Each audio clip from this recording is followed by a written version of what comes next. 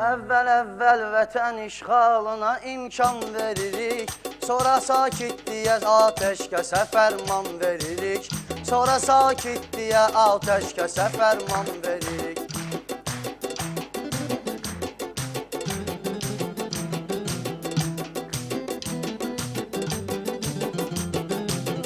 Bizə Peyğəmbərimiz söylədi qeyrətli olun.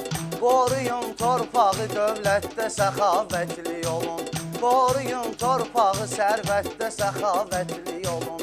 Kişilər səhv salırıq, biz bunu diqqətli olun. Sərvəti qoruyuruq, torpağı qurban veririk. Sərvəti qoruyuruq, torpağı qurban veririk. Əvvəl vətən işğalına imkan veririk. Sonra sakitliyə ateşkəsə fərman veririk.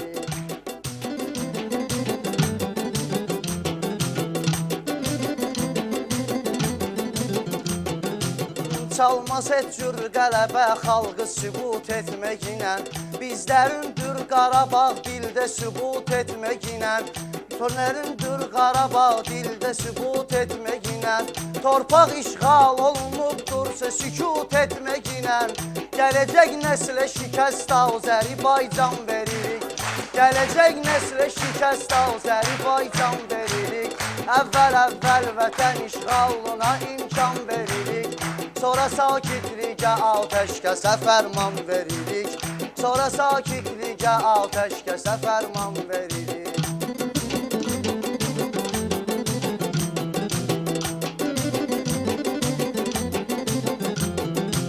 Ey bizim xain əliylə satılan torpağımız, vətən övladı tərəfdən atılan torpağımız, min xəyanət oxu ilə çatılan torpağımız.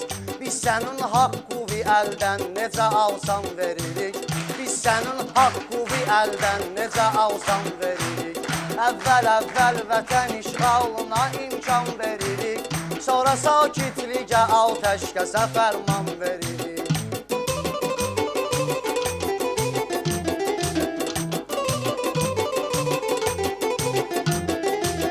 Laçın, Ağdam, Şuşa işğal olunubdur beləcə. Mavi ekranda xəbərlərdə də baxdım o gecə. Sabah olacaq Şuşada istilik 15 dərəcə. Arsız havası haqda da elan veririk. Arsız havası haqda da elan veririk. Əvvəl vətən işğalına imkan veririk. Sonra sakitliyə ateşkəsə fərman veririk.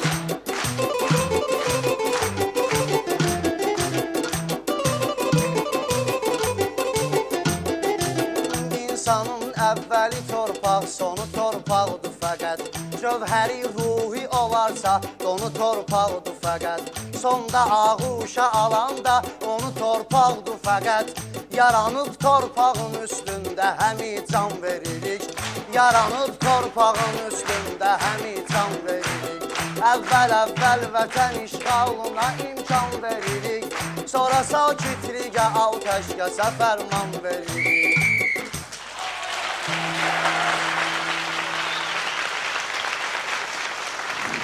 Birinci mərhələ rəqibləri inanılmaz dərəcədə yaxınlaşdırdı. Gəlin ustalardan xahiş eləyək, onların qiymətlərini versinlər. Birinci, Rəşadın kəlamları. 4, 4, 4, 5, 4, 4 xal.